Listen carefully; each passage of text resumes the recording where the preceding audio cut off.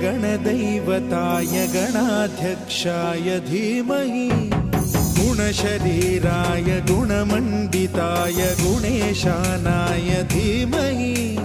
गुणातीताय गुणाधीशाय गुणप्रविष्टाय धीमहि एकदन्ताय वक्रतुण्डाय गौरीतनयाय धीमहि गजेशानाय भालचन्द्राय श्रीगणेशाय